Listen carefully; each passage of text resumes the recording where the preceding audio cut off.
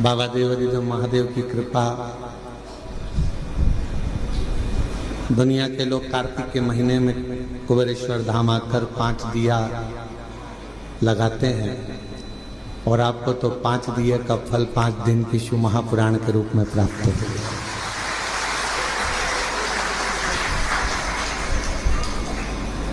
बड़ी कृपा करी है बाबा ने आपका। दीपावली का कुछ ना कुछ गिफ्ट देना होगा, इसलिए बाबा ने आपको यहाँ बुला लिया।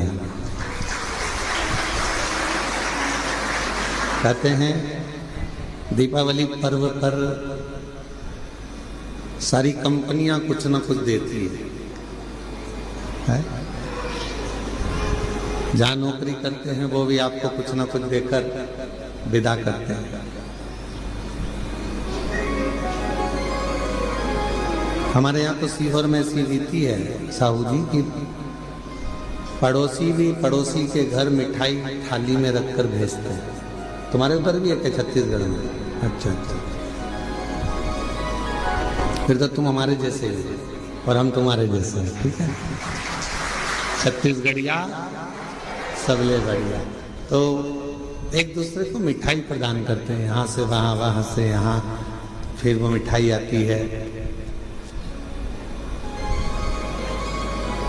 उस थाली में से देखते हैं कौन सी चीज जोरदार बनी है, फिर उसको निकाल लेते हैं, खा लेते हैं।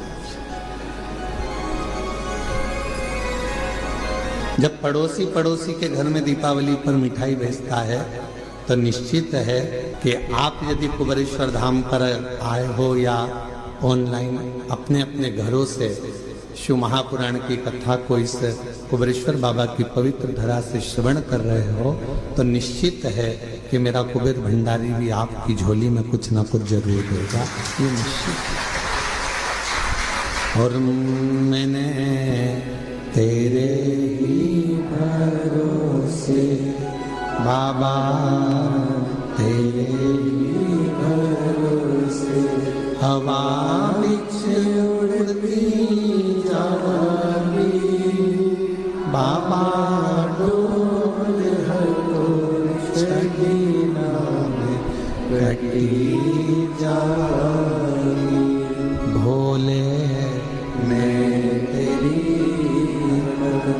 शंभो मैं तेरी हवा उड़ती जावी, बाबा डोल हटो छड़ीना में कटी जावी। शिव कथा मानव जीवन के लिए एक औषधि का कार्य करती है।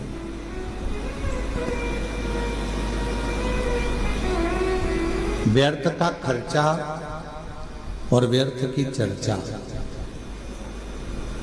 ये दोनों ही बदनामी भी देते हैं और बर्बाद भी कर देते हैं।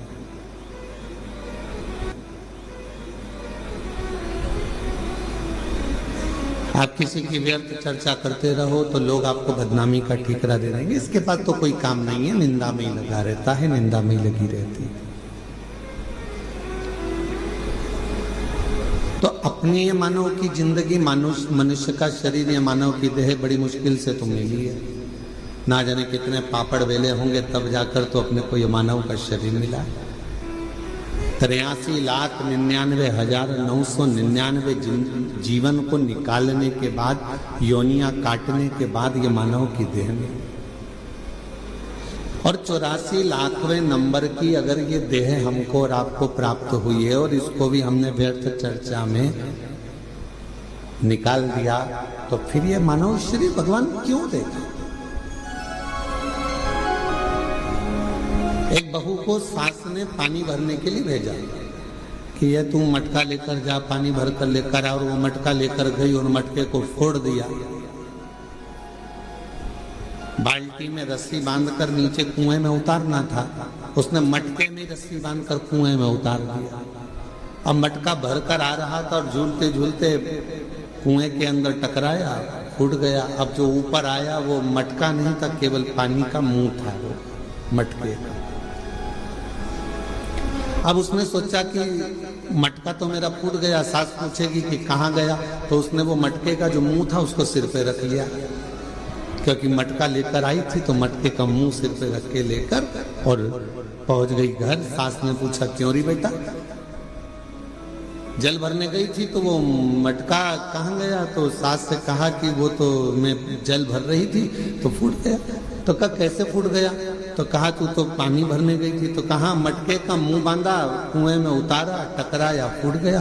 सास ने कहा तूने बाल्टी को नहीं बांध कर नीचे डाला था?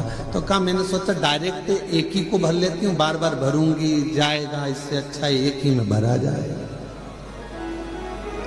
फूट गया। सास ने कहा चल अगली बार तो अच्छे से संभल के लेकर आना। दूसरी बार फिर भेजा उसको। आपकी बार लेकर चली थी तो लेते लेते जब पानी भर कर लेकर आ रही थी तो उसके सिर में चल